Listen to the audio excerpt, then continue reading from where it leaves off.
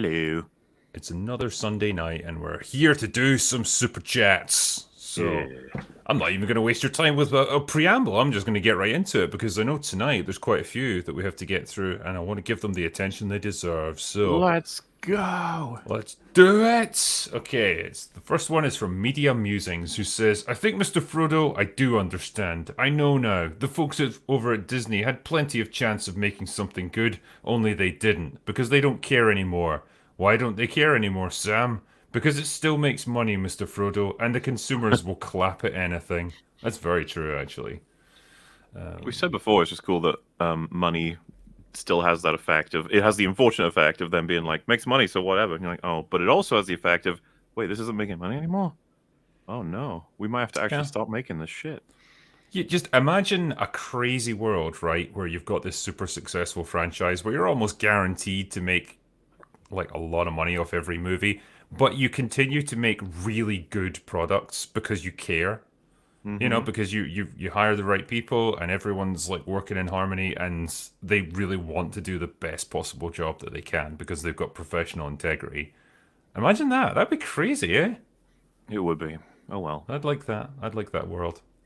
Jan Welk says, would love to do a review of Leslie Nielsen movies. We would like to do that because there's some good ones Mm. out there.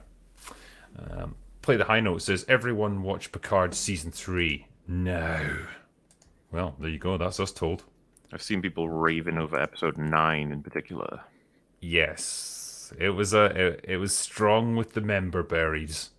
It was a Yay. pretty good episode. I was on the Salty Nerd podcast the other night actually talking about it because I think Matt Kadish was unhappy with it, but I feel Oh. like he was nitpicking a little bit. Yes, the Well, dreaded N word. that's probably that's probably a video right there, right? Like good fan service versus shitty fan service. I think so. I mean, the divider line for me, and I said this at the time, was that I kind of tried to imagine the intent behind it. You know, was it just a cynical, oh, we better try and put something in to generate a bit of interest for this shitty product that we've made, or is it like genuinely are passionate about this world and the characters in it and want to try and include as many little pieces of fan service as I can because it makes people happy and I want to do that. You know, that counts for something in my book if there's Yeah. good intent behind fan service. Purple Thighs says, Little Platoon, I came. Well, good on you. We How had does him that on affect on people? we had him on EFAB recently, and he was like, he thought maybe that his take on Mario is going to be really unpopular. But I was like, don't worry, you're with the only people in the world who will listen to you extensively break down whether or not the cartoon game movie makes any sense. It's like, go right ahead. Yeah, it was a Leave safe it at that. space. Yes, you are safe on EFAP for that. We had several people being like, "Why are you doing this to a kids movie?" It's like, God, these guys weren't complaining. We did it to The Last Wish. I guess because it's positive, right? So when it's Yeah, yeah. negative, it's like, "Wow, it's a kids movie." Mr. Pickman gave me a super stickers for $2, so thank you. Marksman of 117B says Little Platoon is becoming Mauler 2.0. Also, hi Mauler. Hey, man. I mean, if there was any worthy successor, he's a pretty good fucking YouTuber, so that's fine with me.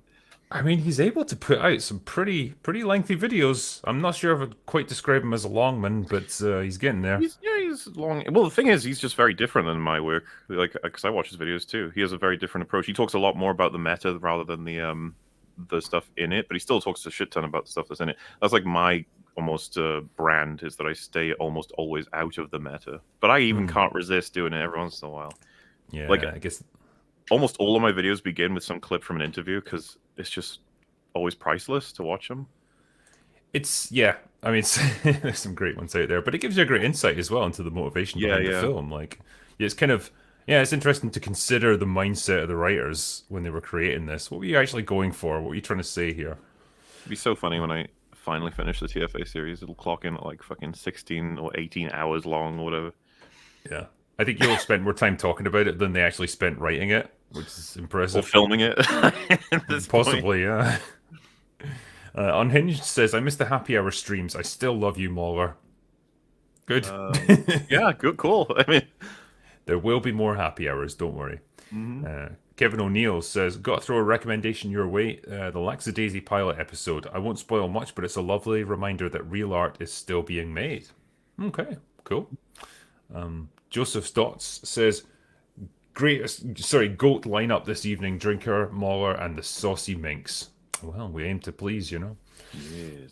Indie G says, why didn't Paz Vizsla just wait for the CGI artist to edit out the Praetorian weapons? Worked out fine when Ray did it. Will Ray sit around waiting to die sipping green alien titty milk in her film? I really hope she does, yeah. I doubt it somehow, you know? I just don't think they're going to do that. But all right, I you mean, know, maybe. she will be the bestest Jedi Master ever. Now, Yay.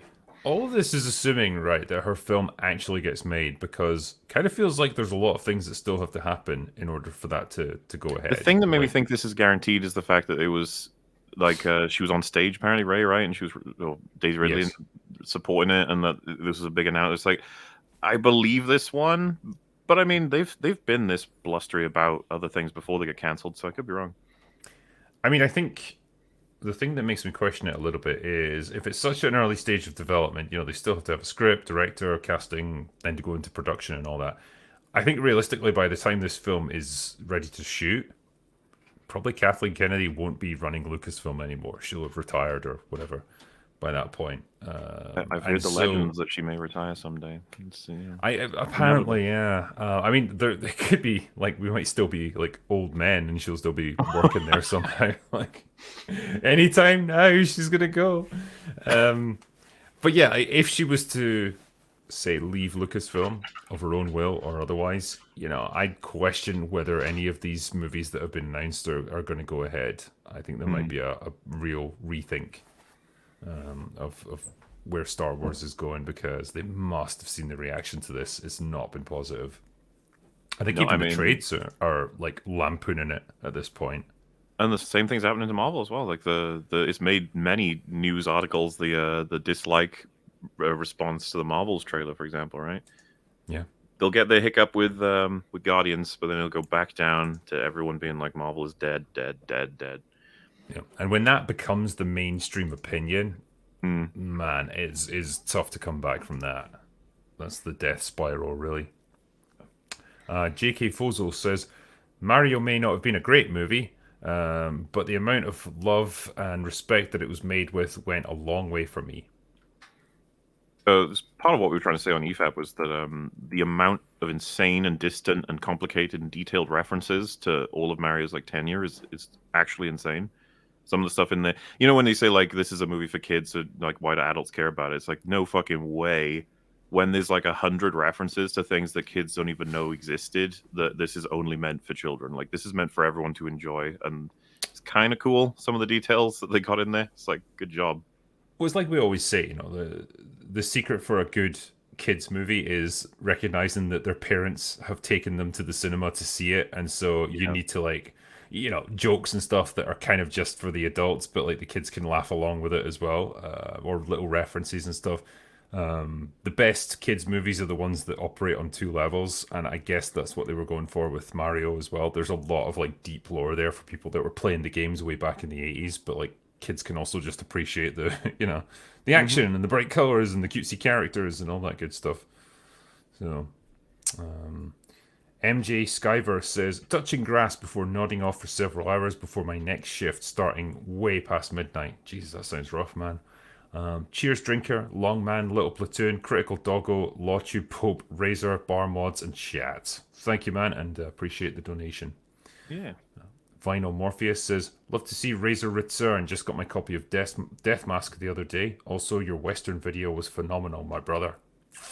Yeah, he's an interesting guy to talk to, and he's obviously got a lot to say about, you know, the Western genre and paralleling it with comic book movies now and stuff. So, yeah, I He's like to a listen to bit of an Razor. oracle. You have to be like, Razor, what will happen next?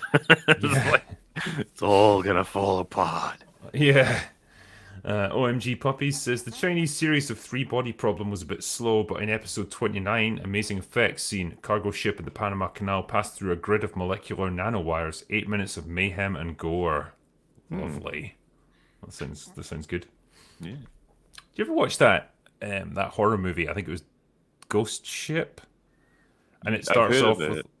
right because it starts off with like the crew and passengers of the ship like dancing at like a big you know party aboard the ship, and someone just sets up this like tripwire that like scythes its way right across the dance floor, and it just slices everyone in half. And it's just like, yeah, it's almost like a slow motion thing. It's pretty That cool. sounds familiar, actually. I may have seen it because I remember my sister really liked it. So I can't remember if I ever saw it or not. But I remember, I even remember the front cover. It's like a ship with a skull on it, right? Yeah, Yeah. yeah. The plot is absolute batshit crazy nonsense, but like, yeah, the little ghosts and stuff are quite cool. It very much reminded me of House on Haunted Hill. I don't know if it was made by the same people, but had the same style to Maybe. it. Rob Aitkins says, no spoilers, but Picard Season 3, Episode 9 is fan service done right by someone who cares. The love of the IP exudes in those last 5 minutes. Razor Depths of DS9 is great. Glad you're back on it. Yeah, I think they went all in with the nostalgia and the member berries and stuff, but I think they did it for the right reasons. And yeah, seeing them on board the bridge of the Enterprise D again, it's pretty cool. It was definitely done well. Satiris Pyrobuses says state affiliated is distinct from funded. Oh, okay. I guess that was talking about the BBC. Marky Mark and the Funky Bunch says, Drinker, finally getting to catch a live open bar. Had a dream the other night that I bought Lucasfilm, then woke up to the nightmare of the new Star Wars film announcements. That is pretty awful. Any news on you coming to New York Comic Con? Not confirmed yet. Hopefully I will be there though. So yeah, that's October, I think. I'm going to be at Anime Matsuri in August though, so that'll be nice. And a couple of other ones that we're negotiating at the moment. So yeah, quite enjoying these cons. Scott Skio2 says, on Razor's Abraham Lincoln video, why would you make something so controversial and yet so brave? I was actually listening to that video today. I only got about halfway through it, but it was pretty interesting stuff. The man knows his history, I'll say that much. Yeah, pretty interesting insight actually into Lincoln. Sexual Yeti says, great to catch you up at this late hour. A bold move on Disney to stop a sinking ship by widening the iceberg hole. Cheers from South Africa. Well, yeah, it's hastening the demise, I guess. JP says, is it wrong that I'm only looking forward to the Flurkin? I mean, I'm not even looking forward to that. It's just a fucking cat. I hate when they do things like this as well. It's like an alien, which is just functionally and visually just a cat for 90% of its time. Like, what are the odds Yeah. that it would look exactly like a domestic cat, you know? And then it can somehow manifest these enormous, like, mouth tentacle, like, barbed things that can kill everything in sight out of a body the size of a cat. Like, it's, I don't get it. I get why it's meant to be funny, but it's just not really that funny that I want to see it keep happening. Yeah, no, I'm with And you. and yeah, fuck that movie for ruining Nick Fury's eye thing. Yeah. God's sake. Obsidian Mug says, I have concern for hateful content on insert anything. Give an example. No, can I get That's Not How It Works by Mahler? Wait, am I supposed to be like doing an impression or? Well, I think you've sometimes got this exasperated thing in your videos where you're just like, that's not how that works. I forget. I have a lot of things I say about everything not making sense, but yes, that is not how that works. Sit all the time with fucking Mando. Blue Collar Loser says, gotta catch the replay. Fathom is doing a 7 p.m. show for 20th anniversary of Return of the King to 4.5 hours. Taking my 15-year-old son because I'm a great dad. You are indeed. And that's 4.5 hours well spent, in my opinion. Peter Lagrange says, I love a good live stream. Cheers from South Africa. Thank you. Jacob Lowe says, Brie Larson even puts the critical doggo to sleep. To be Yeah. fair, it doesn't take much to put the critical doggo to sleep. It's like her default state. Asher Dales says, since momentum carries through the Switch, if Captain Marvel was traveling at 1/3 the speed of light, she would have hit the house with about 1.7 million kilograms worth of TNT. That's a good point, actually. God, imagine it. Yeah. She just vaporizes everything within 100 miles. I mean, it's already incredibly lucky. We haven't even seen the movie yet. Heather Ogden says, Hey Muller, I was rewatching EFAP movies. When are you going to do the Mummy trilogy? Yeah, you've got to do the third one. Yeah, yeah. Well, I've said this before, but the origin of EFAP movies as a thing was that we watched me and and friends watched the Mummies 1, 2, 3, and we had such a reaction to the third one. I was like, "Fuck! I should have recorded this," like because it was funny as hell. And then I was like, "That's an idea. Probably watch movies and record it." And then we did Wish Upon. Which have you seen Wish Upon? I don't think so, no. God, you'd find that funny as well. But yeah, so the idea is like we're definitely going to do the Mummy at some point. We'll have to wrangle the right team for it. Hmm. I'd love to watch the Mummy with you guys. Yeah. Trebacious T says, people selling you NFTs tell you it's a way to make art valuable via scarcity. In truth, you're paying money for only a hyperlink to an image. Really? Yeah, it's insane. Hmm. Lesser known says, Longman, I just finished rewatching your ukulele vids and I wanted to know if there's any chance of future edited game reviews. Oh, and High Drinker. Thank you. Definitely a good chance of me doing something with games in future. Yes. Cool. Jar of Mayo says, at this point, replace Brie Larson with Sly and Arnold as the new Miss Marvel. Throw in Danny DeVito into the mix. That's a movie I'd pay to see. Yeah. Derp Skington says, thoughts on miniseries and what are your favourites? A miniseries gives the time for a more character development, epic stories, and viewer investment. Having a definitive story helps avoid the unfortunate deaths so many traditional series suffer. I think things like the Haunting of Hill House, like those I guess qualify as miniseries, don't they? Because they're just Yeah. Yeah. standalone, like 8 episodes or something like that. So yeah, I really like them. T1S says, Hail panel, Muller and Drinker, any chance of an EFAP movies for Event Horizon, perhaps with Count Dankula as another guest? I dare say it'd be an EFAP for the ages. Cheers. Yeah. I think that's a really good idea. So maybe someday. That would be good fun. Muzzbuzz says, Hail Drinker and Co. As a gamer dad, I was replaying Metal Gear Solid 1 while the kid was watching. It got me wondering which Metal Gear Solid story would you tell, and which actor would you want running around in a cardboard box? Which one would I do? I think I'd probably go for Snake Eater. I think that might be my favorite in the series. Hmm. So as for who could play Solid Snake, oh god, it's a toughie. Um, yeah, there's not. We're a bit short on action stars these days, I'm afraid. So I'm not sure who could play him. I might have said a young Hugh Jackman, but man, he's a bit too old now. John Thomas says, speaking of energy, I remember a character, DC I think, that was pure energy, inhabited a suit so that he could have a form and interact with things around him. Okay. Hmm. T1S says, I was furious when I saw Lizzo in Mando Season 3. Can't believe they had the audacity to race swap Jabba the Hutt. I know, we're all equally shocked. Jesus Davila gave me a thumbs up, so thank you. Grand Admiral Thrawn says, isn't that the guy who's a lost causer who says Lincoln was a dictator? Yikes. I don't know what that means. I don't know Yeah. I what a don't lost know. causer. Sorry, we're not into American politics, really. Iron Age Media says, Hail, the legacy media is in creative freefall. Agreed. Make sure you ask Razor about the Night Vale series and the upcoming Ghost of the Badlands. Lots of energy in the indie sphere for people wanting an authentic creative endeavor. Yeah, there absolutely is, and I think we talked a bit about that as we were finishing up. So, Hmm. no, it's good to see. Frank with a C says, cheers, lads. Are you going to see Beau is Afraid when it comes out? It looks very interesting as a sort of surreal horror comedy with Joaquin Phoenix. I've heard about this, actually. A few people saying it was just absolute insanity, but yeah, I don't know too much about it. I don't know if you do. Beau is Afraid. No, that's one of those ones where it's just like I'm gonna have to wait till someone I trust says it's worth seeing. I guess if it is. Okay. Weaponized Autism says, if Critical Doggo misses even a single open bar, I will use both of your plushies as fleshlights. Mark Oh, my words, great! Dronker and Monglan. I mean, well, we've all done it, really, so what can I say? Nothing new. Yeah, you can't shock us.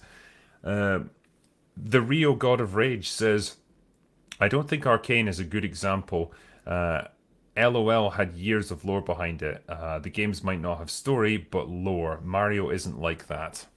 That's just wrong. LOL has loads of like active events that happen. They even have like events in the game that represent progressions in the story. Alright, so is They're there a consistent like timeline to it? Is Yeah, there a yeah. They'll consistent plot? So what people are most familiar with will be like you're playing as Robot Man. It's like Robot Man when he was born was a human and then he became a Robot Man. And then you play as the Wizard and it's like Wizard was very against technology and he had several run-ins with Robot Man and you're like, "Oh." And then, they fucking have a new map and then they're like, "This is the remains of the big fight of Robot Man versus Wizard." You have that and that would have been like really early on and it would have been way clunkier but extensive. As time has gone on, they've refined it fully to the point where there's like actual feuds and understandings and then cinematics and loads of like specific details on how different stories come across, literal geography and areas where people are from, and then feuds that are specific to individual people and values, families, bloodlines, all this stuff.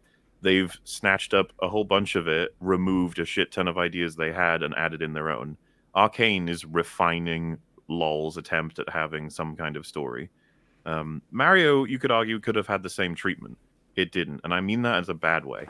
Mario gives you a whole bunch of stuff, and you can do whatever you want with said stuff. If you want to have a great movie, you're probably going to have to add a whole bunch of shit that wasn't there. Hmm.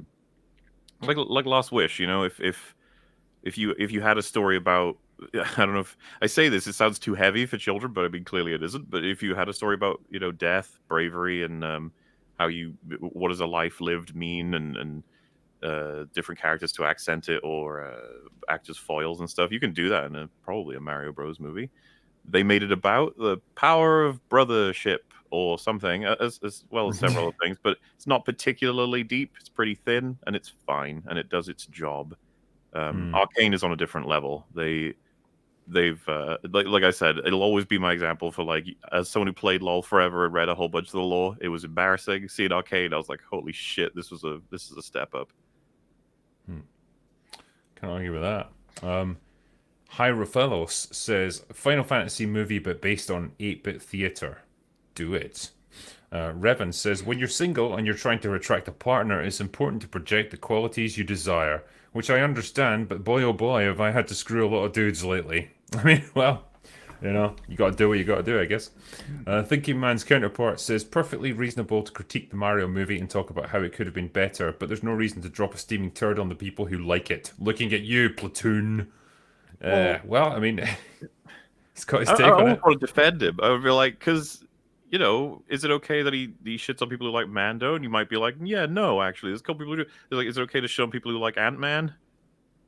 And now you're Yes. starting to feel like, well, yeah, and it's like, hmm. Well, the thing is, he doesn't think the Mario movie's very well written at all, and so yeah, he feels like it's because there's no denying it. It works on me too. Like a lot of the references and stuff are enough to keep me going without really thinking about how well written it is, so to speak. But we did a Yeah. breakdown with him on EFAB. We went over what we think are the strongest parts in terms of character writing and world building, but there's loads of flaws to it as well. Penalty says, greetings all drinker. I watched your video on the Expanse a few months ago and I got to say thanks for the introduction. Fantastic show. And Amos is now one of my favorite characters on TV. Cheers. Thanks, man. And yeah, he's a pretty cool character.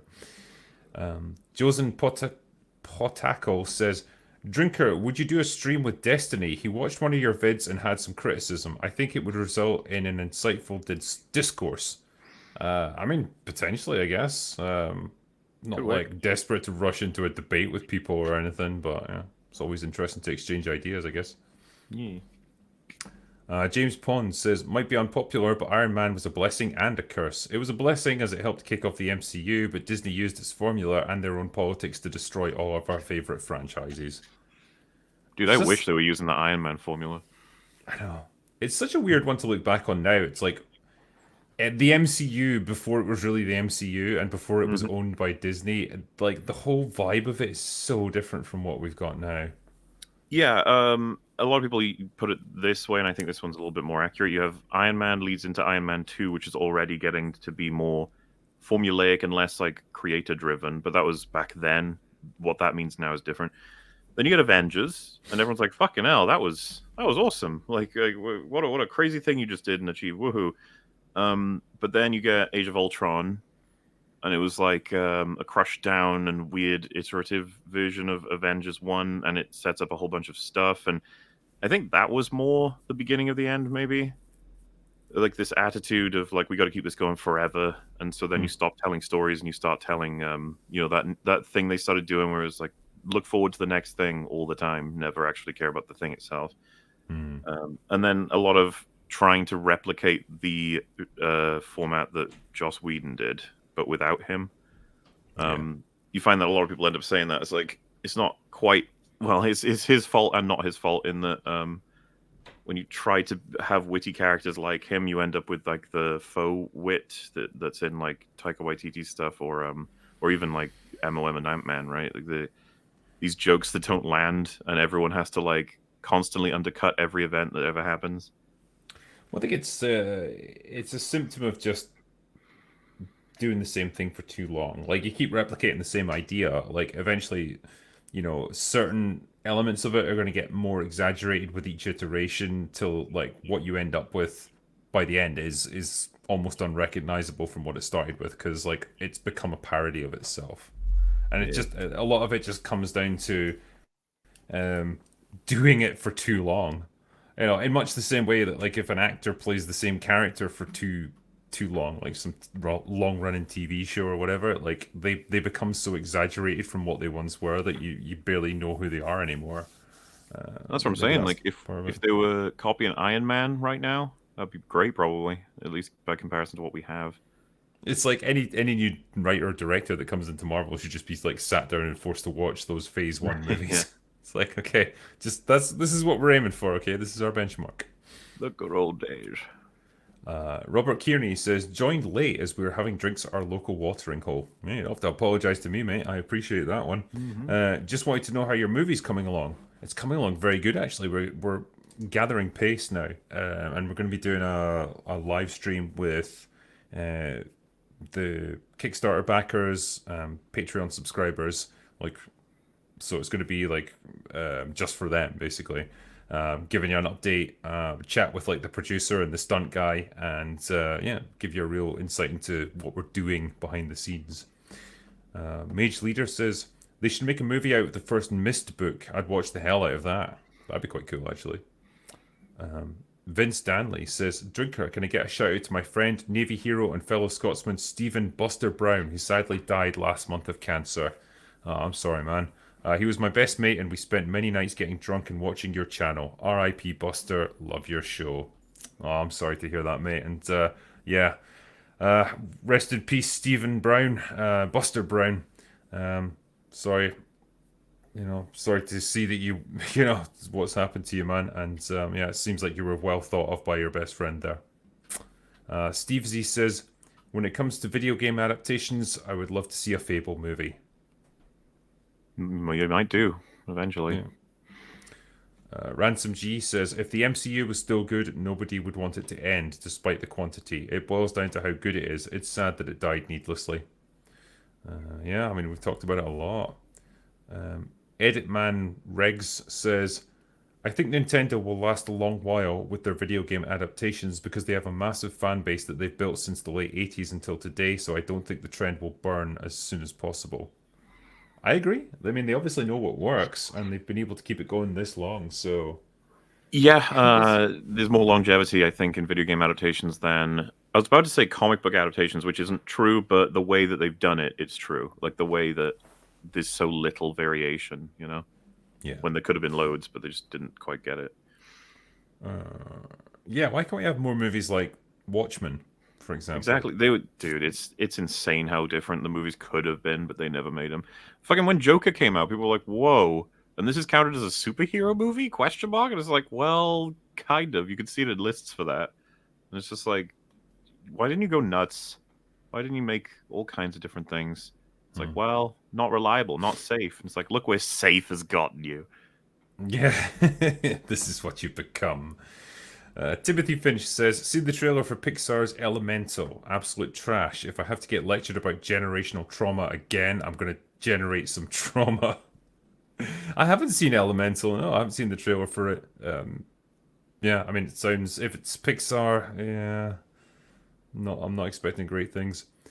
Um, VHS Massacre says, "Hey, y'all, my flick about the last stand of the exploitation film VHS Massacre 2 is now free on YouTube. Thanks, naughty, dirty, shameless plug. Keep up the amazing work." Nice. So VHS Massacre. Mm-hmm. Michael Batty says, "Help us, Veil of the Force. You're our only hope." Hey lads, what is a movie that you enjoy but you know is objectively bad? Tron Legacy would be my pick.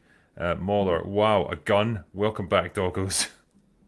Okay. Wow, a gun. That's IT crowd. And yeah, probably Batman and Robin, right? Like, I fucking love that movie. It's terrible. Yeah. No, that's fair play. I mean, yeah, everyone cites movies like The Room and stuff, so Hmm. I guess there's that. Yeah, I think my personal favorite is Fatal Deviation, which I need to do a review of one day. And Thalius says that new Marvel's trailer was absolutely breathtaking. The way they framed the message was stunning. Tone deaf, but stunning. It was indeed. It was stunning and brave, in fact. Um, Mr. Blurred Out says, Razor, would you agree? Hollywood delenda est. I don't know what that means. I'm sure he would agree, though. Nightmares in Paradise says, aside from overworking their VFX artists, Disney hires directors who don't know how to use CGI. Davy Jones looks amazing in 2005 because Verbinski knew VFX. I mean, that is true. Yeah, it's weird when I Animation, think how lighting, and long. incorporation go a long way, especially when given time. It's Mhm. like I said, the dinosaur work in '93 on Jurassic Park is better than most of the animations they do these days for the CG. RRTNZ says, Hail Drinker, it's Chucksenhausen's birthday. Help make him a complete human being and do the stream review that Cobra Kai Season 5 deserves. Cheers. It'll get done. I mean, I think it makes more sense to do a stream around the final season, really, at this point, because, Season 5's well behind us. But I'll definitely do one to round it out because it's been such a good show. Superfly says, how dare Disney ruin a perfectly good Beastie Boys song for this trash? Can the trailer trope of putting songs on a trailer to pretend your movie is good please stop? Yeah, it's fucking irritating. They're Like, never gonna stop. yeah. It's when it's like so out of place. It's like they did they did another Beastie Boys song on like Star Trek. And it's just like this is absolutely not Star Trek stuff. This is not a good venue for this kind of shit. Ofer Ravid says, hey all, has anyone seen Renfield yet? Pretty fun movie. Nicolas Cage is at his best, and even Aquafina doesn't ruin it. Damn, it must be good then. I'm waiting for someone to tell me it's good, like Drinker or something, and then I'll go see it. But It, I mean, if my hopes are a little high, I will say. it's underperformed apparently at the box office. I That think it's doesn't totally surprise me. Um, I'm also just hoping it's fun for us, you know. yeah. Draven Holtz says, question for the panel. How important to movies are the openers? Also, what openers stand out or are your favourite? I've always loved Jurassic Park's opening scene. Shooter! Cheers for all that you do. Yeah. They're so shit at shooting that raptor. It was like surrounded by guns and like tasers and stuff, and they still couldn't stop it. Like, damn, man. Um, Yeah, I if I rewatching it, I wasn't sure if it was because they were all trying to get a good shot on electrocuting it, or if they I were think actually so. trying to. It because it goes on for ages as well. It's not like it's just a quick. It grabs them and pulls them in, and that's it. Like it's over in seconds. It's like going on for a good minute or so.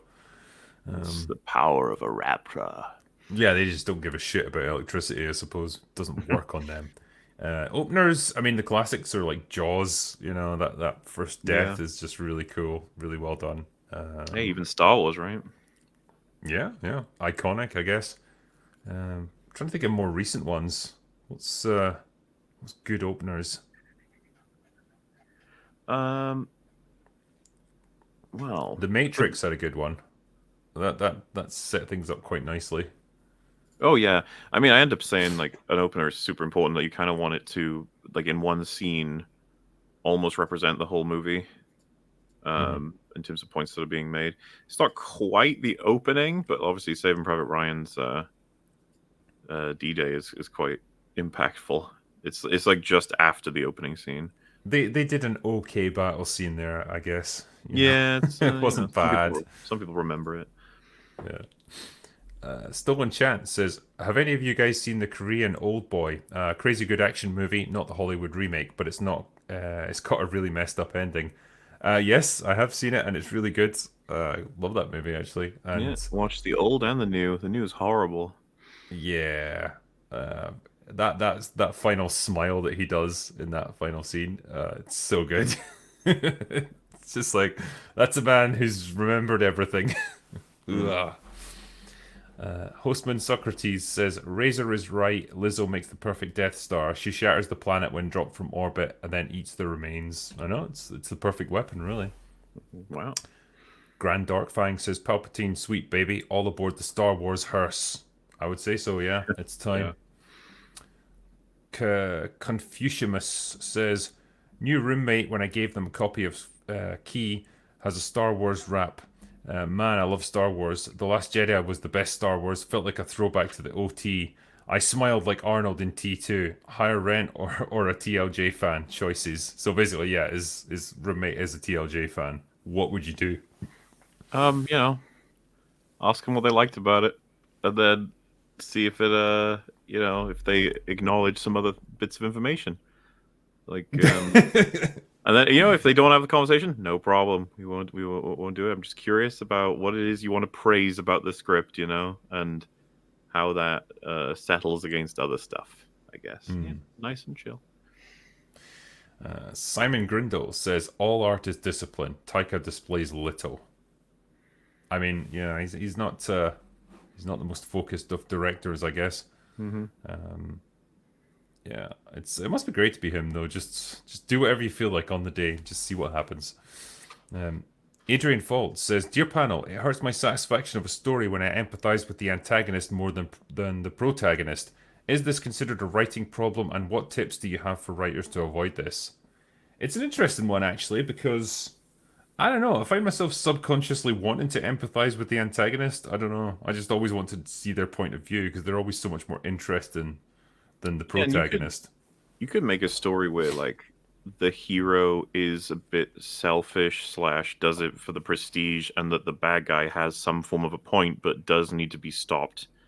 Um, and so you could have I'm wondering how that would turn out, and like you have to watch the arrogant hero who just wants the sort of the love of the people beat this character that has gone down the wrong path but is kind of understandable, and if that would make for a bad experience or if that would make for a very unique experience. It would be unique, I guess, but it's not going to leave you with a good feeling at the end of the movie. You're going to feel like the best man lost in a way.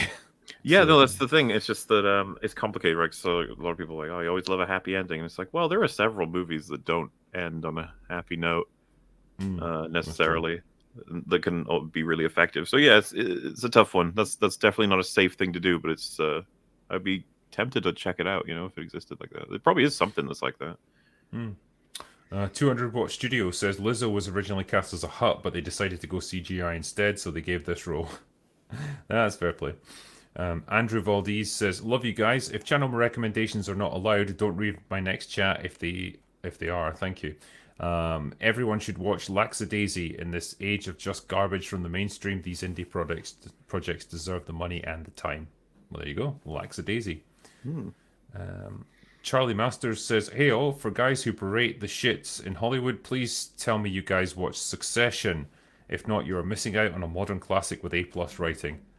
I mean, I'm not What I've against heard. watching it. It's just, what was that? Sorry. It's what I've heard. That's really good. I might need to check it out at some point with the buzz that it's getting. I'm currently watching Tulsa King actually, and that's great fun. I really like that. I really like that show. It's nice to Hmm. see Stallone in it, and he's really having a blast with it. So yeah, I recommend Tulsa King. MGO Skyverse says, "Excuse me, it's Mandalorian." Yes, I see what you're doing there, and well, that's where it's Yay. gone, I guess. Roscoe says, "Drinker, you ham sandwich. Turn on your Stranger Things season 3 comments so I don't have to keep donating. Also get proper horror show on open bar now. Ellie's gay, by the way." Thank you. And I think I'll just leave the comments off so you have to keep sending me super chats about it. Hostman Socrates says Indiana Jones and the Funeral Home Voter. That's where we're at now with it. I'll be the one says, hi Drinker, when we first see Ray in TFA, she was great for the first 30 minutes. I think you're being generous there. Things went bad when she met Finn. Daisy could be a good actress if she had a good script. I think maybe 30 minutes is stretching it a bit, like probably 15. I try to be She's fair with this sort of sorry. stuff. I don't think I've seen anything from her that makes me think that she'd be a good actress, but I'm not going to say it's an impossibility, and it'd be neat to have a director really push her and actually give her material that is difficult. I remember, I know she can cry on cue. That's something. So, maybe we'll have to see. I always hate when that gets abused. Like poor Millie Bobby Brown. Like she obviously has the ability to cry on cue, and my god, the Stranger Things people use it in every fucking episode. Yeah. Jay's Soggy Saint says, anyone play Jedi Academy or Republic Commando? P.S. I will try Orange Tankery once it's swimming pool season here in Louisiana. Go away now. Yeah, it's a wise move. Wait until it's hot. I haven't played either of those games, I'm afraid, so I don't know. Blue Team Epsilon says they're going to butcher the origins of the Jedi. Well, yeah, obviously, it's what they do. It's not even a matter of debate at this point. Jubs McGee says Star Wars Episode 10, girls get it done. Yeah, might as well do it. Nine Monkeys says a lot of people praise the stories of Paper Mario and Super Mario RPG. I mean, they're free to do so, I guess. I think I wasn't really into it at that point. Chris says MCU use same diverse heroes that ruin comics. Crazy repeat mistakes. After Endgame should have started V2 and recast Cap, Iron Man, Thor like James Bond. Nah, I wouldn't really want to see that. Just like You have to remember, back then, none of us wanted new Cap and new Iron Man. In terms of like what is the smartest thing right now, the smartest thing for them to do is to fucking like harsh restart, because their world building is possibly the most tangled and nonsense in any story ever. There's nothing there anymore, and so it's like, what do we have left then? It's like these characters that no one likes, and if you reset, you can actually go and do stories you skipped over or fucked up again, but properly. You can maybe have the X-Men from the get-go. You can. There's just so much stuff you can do, but they'll never do it. Like that's like the absolute recognition that they failed yeah. to reset. I mean, the thing is, would you really want to see like the Infinity Saga done again? I wouldn't do the Infinity Saga again. I would do something else. But when I say that they've got stories they've wasted or fucked up, I'm talking about like World War Hulk or House of M. All these Right. stories that you wouldn't even know are being done because they're so fucking bad compared to their sources. So stuff like that, like Infinity Saga, yeah, we can leave that. We'll have, phase 1 could be Magneto, phase 2 can be, why not throw in Doctor Doom earlier on, Mephisto and Galactus. We've got plenty of stories to tell. That's the thing. I think I'm not even a comic book reader, but as far as I know, they've scratched like 1% of all of the greatest content from the comics. Yeah, I mean, it is my understanding that they skipped through like several decades worth of material to get to like the modern stuff. In which case, that's usually not very good, and like that's why you've missed out on all these amazing storylines. Like, I guess my ideal solution would be do some kind of time travel movie where you go back to the events of like Endgame and just reset from there. It's like up until that point, you did okay, you know. From that point onwards, that's when it all fell apart. So like, if we could just get back to that point, but again, Phase I don't 4 is think they just will. incredible, isn't it? What a Yeah, mess. it's impressive in some ways. Magnum Norse says just started watching DS9. Brilliant. Well, good on you. Mad About Hatter says, what if Hayden Christensen was brought back in to see how fans would react to him? Just to say, oh, they still love him. We could do the same with Daisy Ridley. I wouldn't put it past them. I don't think it's the same mentality because the the attitude towards Hayden Christensen is miles different to what it is towards Daisy Ridley. You know You what's can't. funny? I remember when TLJ was coming out, and I remember a lot of people saying 10 years from now it'll be heralded as an incredible film and stuff. And I'm just like, we're 5 years on, it's still shit. Yeah. Like it hasn't changed. And like, do you really think people are clamoring for Ray? Like, no. No, this is what we said. Like, this very much feels like a senior management decision of just, we're gonna make this character work no matter what it takes because we want to sell more merch or something. Like, um, yeah, there's no hunger to have another Ray movie. And it's like, what do you even do with a character like that? Like, that's got no arc, that's got no personality or anything. It's just, there's nothing to explore there. I think people often Um, forget, as much hate as the prequels got, so many places people want expanded and explored and understood in that era, and so many additional, I guess, events that were added into Star Wars that are remembered and thought of as like interesting, like the Fall of the Jedi, or even the CIS as a faction, the clones. Like there's all this stuff that you can like redo or do again, and people be like, "Yeah, I really want to see." Like it's so funny, you know, the whole like Order 66. It's like you find out, oh yeah, a Jedi made it out. You're like, oh wow, and then someone else is like, yeah, another Jedi made it out. This guy, and this is his story. You're like, oh wow, it's like, and these three, and this five, and this one, and this one. You're like, who died? Like, it's like we've captured at least 2% of the Jedi. You know? and that's what I mean. Why does that keep happening? Because people love that fucking scene. They love that part of Revenge of the Sith. They think it's amazing. It's super dramatic. It's a big old flashpoint for the whole universe. Meanwhile, like, what happens in the sequel trilogy that people care about and remember? It's like, oh, the introduction of the Final Order, the army of 1,000-star destroyer Death Stars. It's like, yeah, I guess a lot Yeah. of things did happen, but no one fucking cares about them or likes them. Or like when the Starkiller base blew up, like the one planet that had all of the the Republic Hosnian fleet. Prime, Yeah. the Like, place gosh, that most people don't even know what the name was. what a shot that was. Hmm. Yeah, I mean, it's the scary thing is though, like I think a lot of the goodwill that seems to be like coming up for the prequels is people who were kids when they came out, and they start to look back more fondly on that time, and it's, I guess it's still seen as like the sort of before times, you know, before Disney got their claws into Lucasfilm. It was still like Star Wars is still seen as like wholesome and fun and well intentioned. And I just think potentially, right, what kind of fresh hell could we find ourselves in like 15 years from now where we might look back fondly on TLJ and think, oh, you know, times were simpler back then. You know, it's this like little relic of a bygone era. Like, The could thing that is, ever happen? it's funny because I see Mando as like the opposite experience where I'm like, man, times are simpler now. It's bad, but it's just simpler bad. Like Hmm. runs around shooting. Like TLJ was something to unravel. It was like, good God, look at the damage they've done and the horrors they've wrought on all of the history. So yeah, I don't know. I don't know if it'll. I just assume, you know, like the one that's like we're going to go back to the first ever Jedi and make a movie. It's like, oh God, Yeah. yeah, why not? I guess and it'll be. That just feels exactly like Doctor Who. It's like we're going to rewrite the history of the Time Lords so that we can Yeah, put our stamp on it now, and it's all of it is now ours. Like there's no era where our influence doesn't reach into.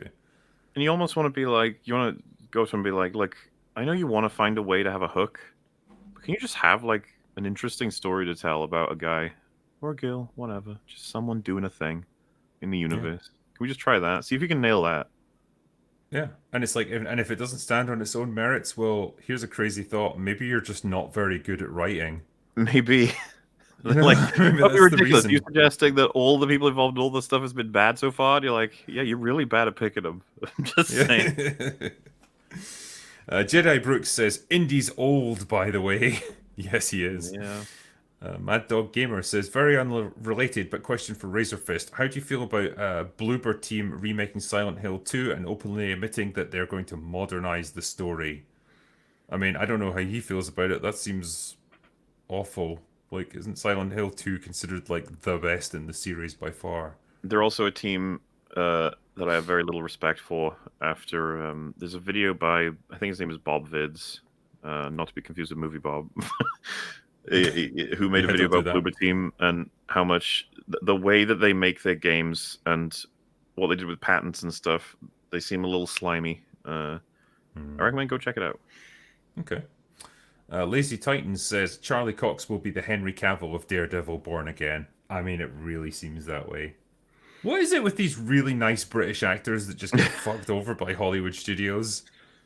And the Like, guys, they're all passionate about the fucking source. Just let them guide you. yeah.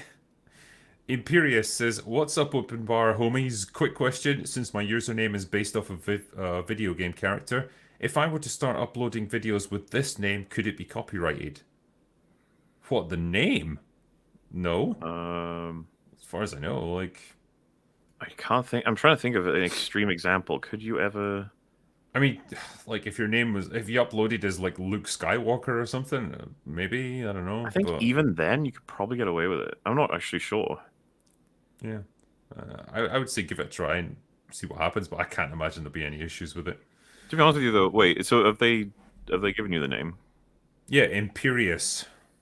That sounds like it would be absolutely fine, especially if it's one word. But if you were doing something like Luke Skywalker, I'd just be like, just pick your own name. Like it's better off both for the worries about any kind of copyright, but also for your own identity. You know, instead of being thought of as that guy is Luke Skywalker. Yeah, because imagine trying to find a channel called Luke Skywalker.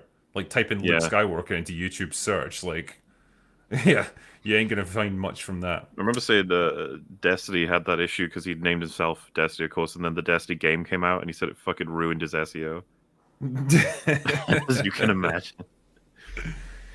Taker 610 says Indiana Jones and the diaphragm of destiny.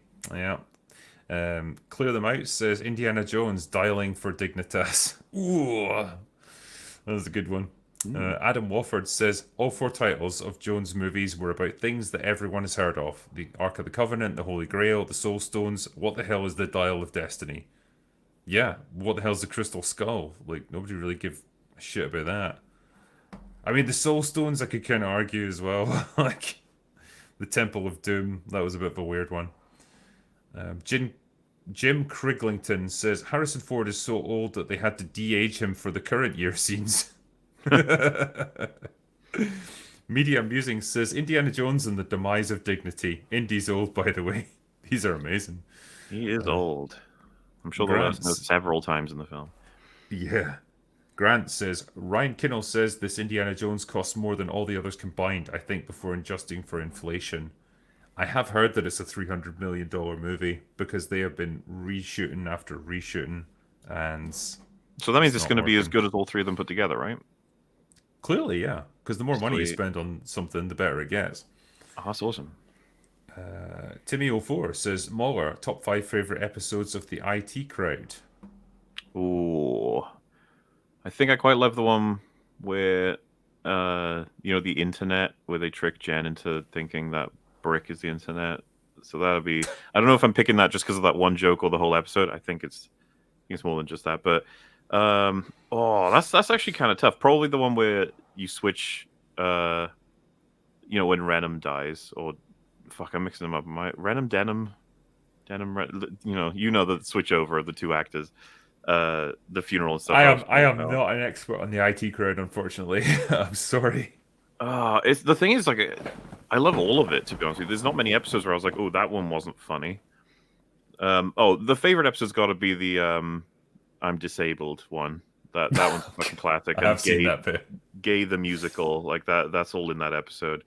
And like Moss, he needs to go to toilet. There's a queue, so he goes into the employee one, and then a guy is like knocking on the door, being like, "What the fuck are you doing hiding in there? You got to get back to work." And then opens the door, and it's like, "You're not even in your outfit for it." And he's like, "What?" And because he's so awkward, he doesn't push back, and then he gets given the outfit, pushed into being a bartender, and just sort of goes with it. And so then you have Jen. She sees that he's in the wheelchair, and she's like, "How long have you been disabled?" And he's like, 10 years or something, and then she says why, and he just says acid. And then she turns around to get a drink, and Moss is serving her, and she's like, what the fuck? There's so many fucking great jokes in that episode. So yeah, that'd be the favorite. Let's just say the rest of them are just all the episodes, right? That's my remaining four. That's fair enough. Uh, Theoden, King of Brohan, says they have to ruin Indy because if they don't, their characters will be horrible in comparison. If you pay to see this movie, you deserve this woke cinema. I mean, yeah, I don't intend to pay for it as such, so yeah. Explosive RPG Gamer says Indiana Jones and Back to the Future. That's what we got. Ludwig van Vegan says, I'd pay money to see an EFAP about Pawn Story Games' great seminar. He's the father of video game industry after all. Also, he dissed my man Mauler in one of his videos, so go get him, boy. Um, grandfather of video games was that? How many video games has he made? I don't know. Pawn Story Games. Alrighty. I do not know. Keaton Kitsune says, Disney Star Wars have so much in common with Ghostbusters 2016. Both are terrible train wrecks from their respective franchises, and there is me on the sidelines with a big bowl of popcorn watching it all happen. It's funny when you do that, when you've got no emotional investment in it, so you can just kind of laugh at it. It's great. Yeah. Berg Flicker says, It is the South Park China problem in real life. My childhood is now completely soiled. Okay. Jameson says, Maz played Hannibal-like characters only in Hollywood, but watched Dunk from 2020 with him. The movie is about a worn-out teacher and his friends trying to be functional alcoholics. My favorite movie from 2020. Isn't that called One More Round? Or Another Round or something? Well, the lads who made that made The Hunt, which is one of the best films ever made, and he does not play a Hannibal-like character in that. Have you seen that? The Hunt. Don't think so. What's the premise? I almost don't want to say. It's so damn good. The movie sneaks up on you in terms of like it starts out very normal. It's a very normal scenario with normal people, and then something happens, and my God, in terms of social commentary, it's fucking striking. Especially, I think it's like a 2012 or 2014 movie. Okay. I that's a hyper recommendation for you there, drinker. I probably told you before, but you should go see it.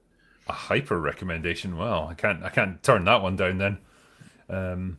Yeah, I mean, you recommended Whiplash, and I very much enjoyed that. So this is another one. Good. Vortex says, This and EFAP are my two favorite podcasts on all the internet. Thanks. Yay. Love you guys.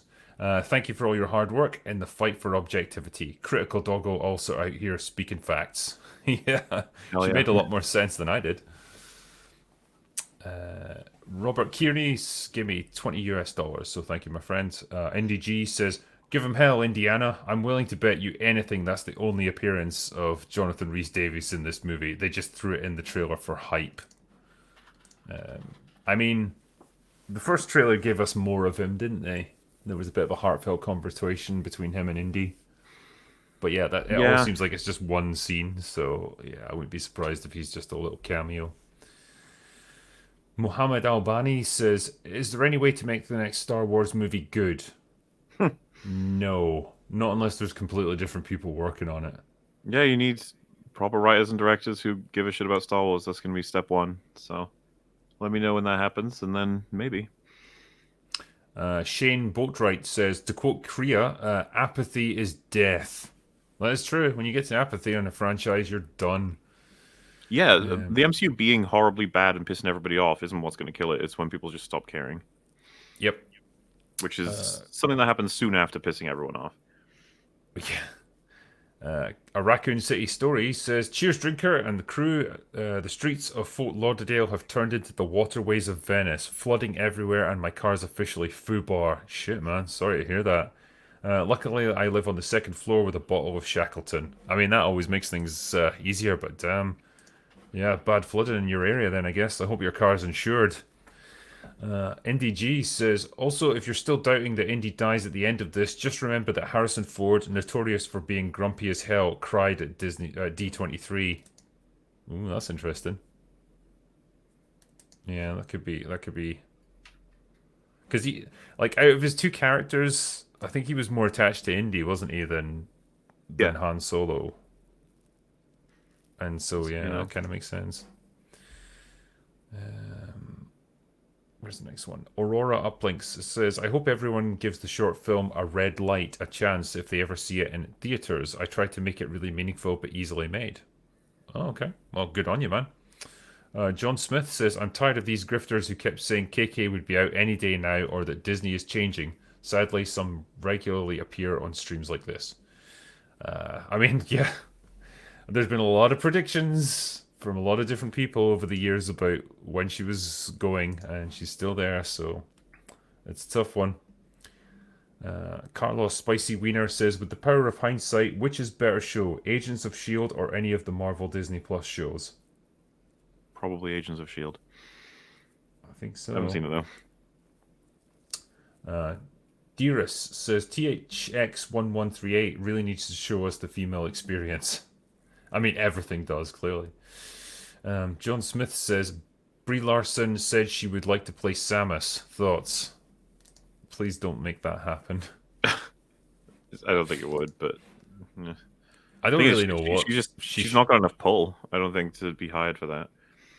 yeah, I just don't know what she should be playing. Like, just maybe little indie movies or something. I don't know. It's kind of interesting. The Oscar kind of killed her career. Yeah, It's rare it happens, but like it got her the extra roles, which then locked her into like bigger, longer contracts, which then made everything sort of like Captain Marvel. Like that was not a worthwhile role for her career. I don't think. Probably was for money, but beyond that, I don't. Yeah, I mean, it makes me wonder how much of I guess, the fan backlash to the movie and to some extent her, and we all know she's made some pretty questionable statements when she's been doing interviews and stuff. she's bad at PR. Yeah, and I don't know if she's like a genuinely horrible person or if it's just she's socially awkward or something and she just doesn't know how to conduct herself in interviews, like, and look Hmm. kind of relaxed and charming or whatever. But either way, she just doesn't come across well, and so I wonder if all of that negativity is just filtered through to like Hollywood, talent scouts and agents and stuff, and they're just like, yeah, I don't really want to cast her in this movie because she's not a popular actress, or if it's just yeah, man, like you say, she's locked into contracts and she's just not able to get freed up to do smaller movies or other stuff outside Marvel. I'm not sure. I saw 65 recently, and it's like it was terrible, but it's Adam Driver just doing what he's doing, which is just starring in all kinds of movies all over the place, and all you need is one or two of them, like Marriage Story or whatever else, where you're just like, damn, good job, good performance, and it gets you like pedigree and reputation. It boosts it all up. A lot of actors I, try and do that, especially in their mid years, or even younger. yeah, I mean, I think he's successfully moved beyond Star Wars and now he just has a normal career for an actor. Not like, Hmm. super successful A-lister, but not like a down and out burnout either. He's just kind of having hits and misses like every actor. And I guess that's fine. Like, Yeah, like we said earlier, when it's like Daisy Ridley coming back, well, she doesn't seem like she's done anything significant since Star Wars, and it doesn't seem like anyone's in a rush to cast her either. So she's very much been just caught by that typecasting or whatever. Next one is that performer who says, since you're talking about Band of Brothers, you excited for Steven Spielberg's third World War II series, Masters of the Air? It's about the European Air War. I didn't know anything about that, but in that case, I'll be interested to see it, I guess. yeah. Kitsun Kitsune says, on the subject of video game movies, story will be important depending on the source material. Can you imagine a Metal Gear Solid movie with a simple, easy to follow plot? The fans would rip it apart. Yeah. I don't know, man. With the Metal Gear Solid games, they may be unfilmable potentially because they are so convoluted and they require, I don't know, like they've got so much ridiculous lore when you actually try and break it down logically. I just don't know how you would represent that on film and not have it be ridiculous.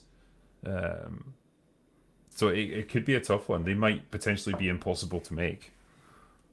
I don't know what you reckon, but yeah, there's obviously games that are going to be much more story and character oriented than others. If I Hmm. was to see a Gears of War movie or miniseries, like I wouldn't expect the story to be particularly deep and meaningful. It's just I want to see people chainsawing fucking enemies apart. But Yeah. Last of Us is a better example. It's like, well, it was a very story driven game to begin with, and so that's translated easily over. Loose Meat Sandwich says Daisy Ridley's smile looks like a xenomorph getting ready to attack with its inner jaw. I think I did mention this the other night, like, because when I looked for a thumbnail for this video, I was like, oh, I need an image of Daisy Ridley. And yeah, there is something slightly terrifying about her smile. It's just like really big and ferocious. I don't know. I don't know how to describe it. Ferocious smile. Yeah, it's like I don't know. Yeah, it's a weird one. Yo Mama says they can always do to American Graffiti what they're doing to Greece. Shudder. Oh Christ, that's getting a remake or something, isn't it? It's going to be Mm. about the girls of Greece because that's the story we need. Bombtown One says, depending on how powerful, how could governments regulate superheroes? How do you enforce laws on Superman if he doesn't want you to? I mean, it's an That interesting makes one for a good because, story, right? well, yeah, The Boys has dealt with that to a great extent when you've got someone like Homelander. Like, essentially, you can't force him to do what you want. You have to try and, like, negotiate with him and manipulate him into doing what you want. And that's a pretty fine balancing act. Yeah. I did like that moment in season 3 when they've been obviously blackmailing him because they've got video evidence of him like down in that flight and just leaving and stuff. And then Yeah. at one point he's just like, "Well, you know what? You can release that if you want, but I will straight up murder every person in the United States if you do that. I'd rather be loved, but I will be feared if necessary." And it's like, yeah, that's a pretty strong negotiating position he's got there, you know. I mean, that was kind of done in this finale of season 2. He said, "If you release that, I'll kill everyone." And then she says back to him, "You wouldn't do that because you like need people's love. That's like your whole thing." Hmm. Um, I famously don't like the boys, so it's all I know. good. Yeah, I can understand. Uh, Primitive says, "We'd like to know opinions on the old Spawn series on HBO and ideas on what it would take to get something like that again." Did you watch Spawn on HBO? No, Okay. Yeah, I don't think I did either. Did they not have a Spawn movie too? Let me I'm not check. sure.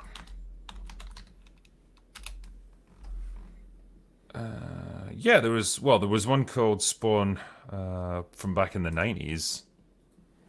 Yeah, so it's a superhero film based on the Image Comics character of the same name. Oh god, John Leguizumo's in it. That's always a sign of quality. Uh, I don't yeah, even that's mind him as an interesting. actor. He's just an idiot with like Twitter and stuff. Yeah, he's Didn't come he say across as like, super bitter about the Mario movie. yeah, he said there's Basically, no Latino representation or whatever. And it was just like, what the fuck? Like, I think people even said like, what's her name? Anya Taylor-Joy would actually count for what he wants. But then that brings up that whole weird thing that's happening online now, where it's like it's not about where you're from or even like your blood. It's like literally the color hmm. specifically, which is again really fucking bothersome. Yep. And yeah, it's just like, yeah, for someone like him to try and play that game and just essentially guilt people into casting you now in movies, that's just such a shitty way to get by, man. Oh, absolutely, yeah. Um, Just like the idea that like Luigi needs to be Latino or something. Like, okay. yeah. Goob says, question from Mauler. Have you watched Razor Fist's Film Noir Archives episode on Blade Runner? You two should do a live stream discussing Blade Runner and dumping on 2049. That's the thing. I don't like 2049, but I'm not into Blade Runner enough to crystallize like all my issues with it off the top of my head, sort of thing. Mm, I really like Blade Runner, but it's not quite. It's like kind of hard to explain. You know how like you have. I imagine for you, like Star Wars and Star Trek sit in this special place. For me, Star Wars is there, but also like Buffy and Angel or well, Star Wars, like I said. Blade Runner's not up there for me. It's in like a tier below where I'm like, I respect the hell out of it, think it's great, and I love the ideas in it, but I don't quite adore it like someone like Razor Fist I think does. hmm. Um, like Alien as a franchise is much more like up there. And as far as I know, he's not a fan of Aliens, right? I'm not sure what his take is on that, actually. I get if he dumps on 2049, I kind of agree with that assessment. I think when I came to review it at the time, I just described it as like, yeah, it's a pretty basic workman-like sequel. It just kind of carries on the same ideas as the first one, but like with the added bonus of like, can replicants breed? That's like the only thing it really adds to it. And I'm like, yeah, this I've heard doesn't people really seem say like a worthwhile story. it's a good movie but a terrible sequel. I'm not sure if it's a terrible movie as well. I would need to like do a deep dive, but like I said, I just don't care enough about Blade Runner to I do it. think it was lucky enough to land a good director, and it was dressed up in very pretty like iconography and stuff, which is nice to look at. But yeah, the story that's driving it is not great. Hmm. Ken Zakai says, "I once sent a super chat the size of a tangerine." Thank you, I appreciate that one. Kung Fu Hot Dog says, "Razor 10 to midnight with Bronson 8 out of 10. Rock on." Nice. Stephen Knizik says, "Emperor Palpatine is dead. Long live the Palpatine dynasty. Now all we need is Empress Palpatine to Mary Sue the Empire and defeat the Yuzan Vong, as the Palpatine trilogy of trilogies is all about. We can't wait to see it." Squishy Beaner says, "Thank you for showing us the Critical Doggo again. When will we get Critical Doggo plushies?" Hey, we should definitely do that. Also, your RE4 playthrough is hilarious. Thank you. It was fun to do. I'm just kind of playing through it by myself now because I'm just enjoying like a more relaxed playthrough. But it was good. It was good fun to do. Penn says, "Question for Drinker. How does stuff like the John Wick franchise get greenlit for more films with a clear masculine lead, but Hollywood refuses to drop the wokeness in every other movie?" I think some of it comes down to the studio and the director and stuff involved, because the first John Wick movie was pretty much just a shot in the dark. It was like sub 20 million budget. You know, not really much at stake with it, and so when it's a really small movie like that, comparatively, they'll just take chances on little things like this. And it was this unexpected sleeper hit, I guess, that gradually took hold, and it spawned this franchise. And when you're making money out of something, well, then I guess you're going to keep making more films like that, and that's what they were doing. Like, I think each movie is been progressively more profitable for the studio, so of course they'll keep doing it. So yeah, I think the first one was just a happy coincidence. And when you look when it came out, like, God, what was it, 2014? I think the first John Wick. I sneezed, but yes. Yeah, I wonder what that noise was. Yeah, so that was just, I guess, just when this stuff was starting to kick off, probably like a year or two ahead of it. And so maybe it just got in there before this stuff really took hold of Hollywood. Mm-hmm. Retro Reister Gaming says, "Drinker, you witty old wise wordsmith, you. Here's a pint for all the time that you've saved me not watching modern movies." Thank you, man. I'm going to need more than just a pint to get through some of the shit we have to deal with now, but I appreciate it. Dave's of Future Past says, "Drinker, I came across your channel late last year. I don't remember how I found it." Cool, neither do I. But I'm glad that I did. Have a drink on me and buy something nice for the Critical Doggo, and Maul or two if there's anything left over. Sweet. Thanks, man. I'll send him something nice in the mail. Le Chevalier Dulise, sorry if I butchered the name there. Is there a better Western than Tombstone? I think there probably is. Yeah.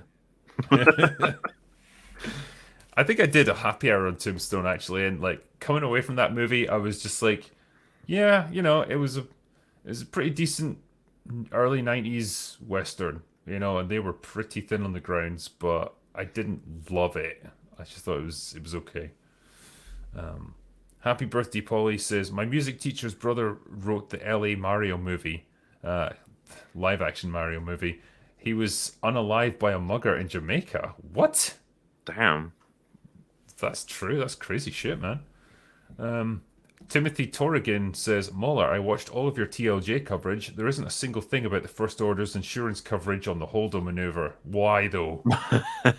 Yeah, that was mentioned as a form of defense, like their insurance will cover it or whatever. It's just like I don't even know what to say. Like that's all they're thinking about when all their ships have been vaporized. Well, hopefully the imagine insurance covers it. bringing the Supremacy into dry dock for repairs, and it's like fucking this 10-mile long gash in the side of it just sliced open. It's like, yeah, Yeah, this is going to take some time in the body shop. that was another argument. Hey, it's not like the Supremacy was vaporized. It's like it's I fucking mean, it was sliced in half. Like I feel like it's been damaged significantly. I mean, can you imagine, like, if the US Navy brought back an aircraft carrier from combat and it was like two halves of it just getting brought into dock? Yeah. I don't think that's going to be seeing a war again.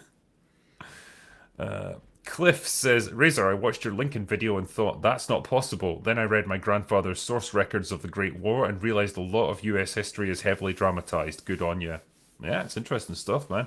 Mm. Wet Boss says, good to see plain, simple Razor Fist. Question, Pale Rider, ghost or he survived being gunned down?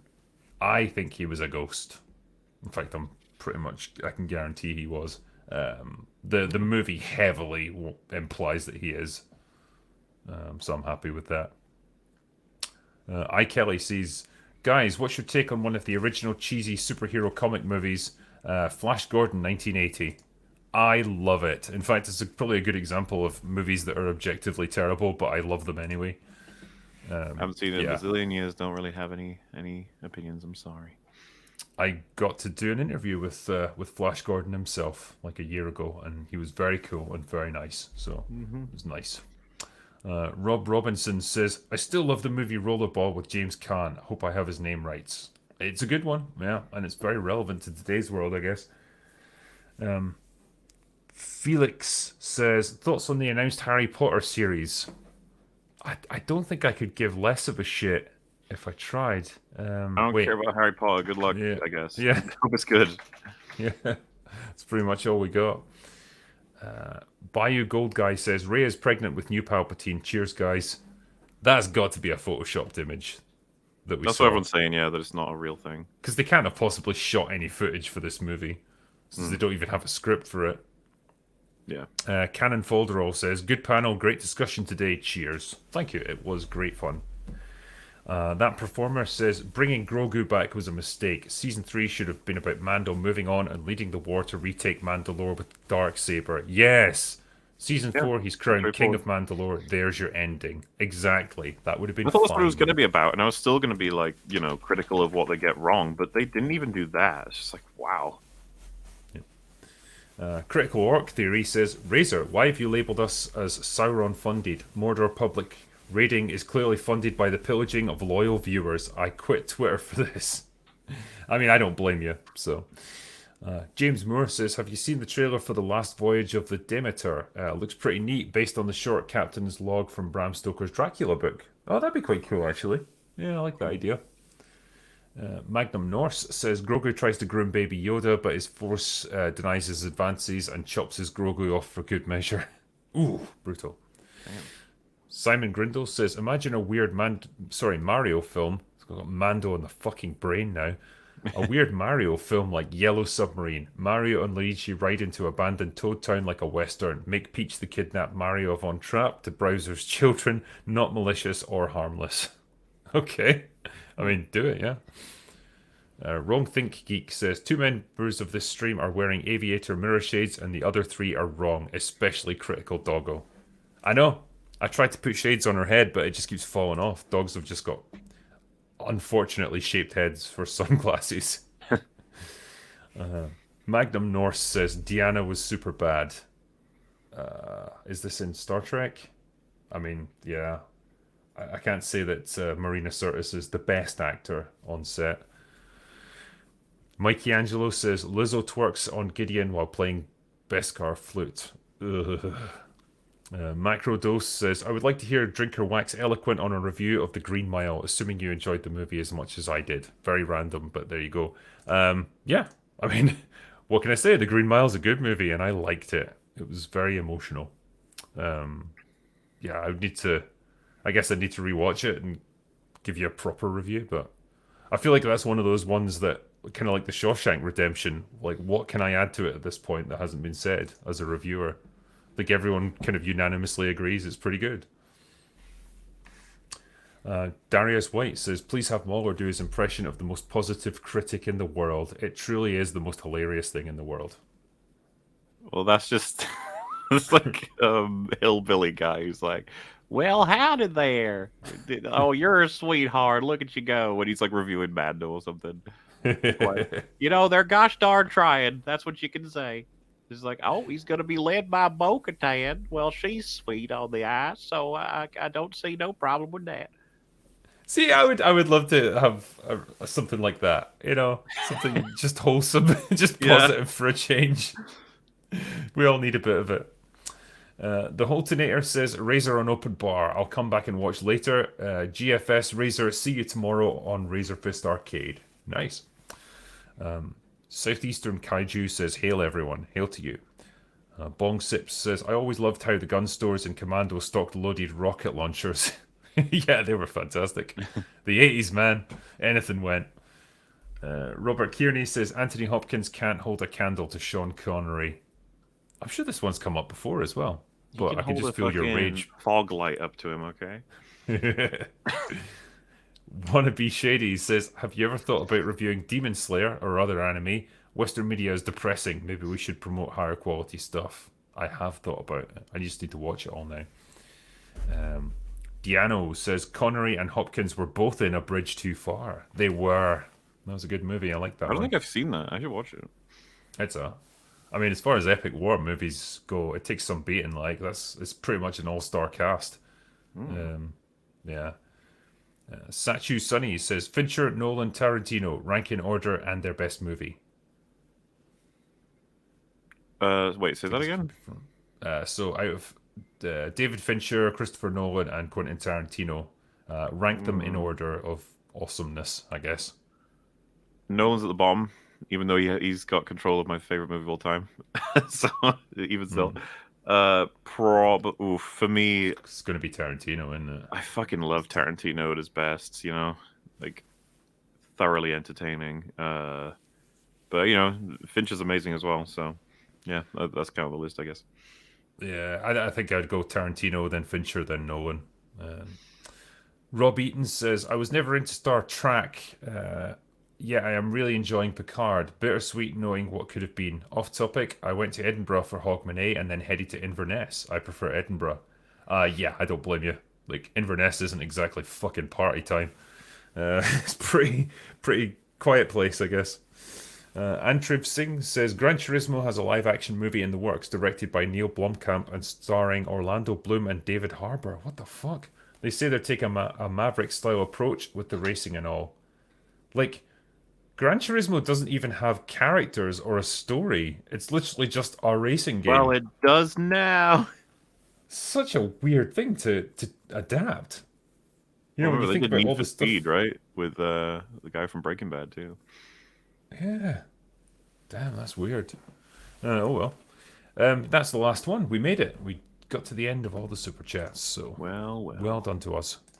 And thank you to all you guys for sending us all these super chats and for being as generous as you always are. It's very much Mhm. appreciated. And yeah, I suppose the next time we catch you will be on the next open bar in a few days. So We thank you for shall that. And see you there. yeah, catch you later and go away now. Bye.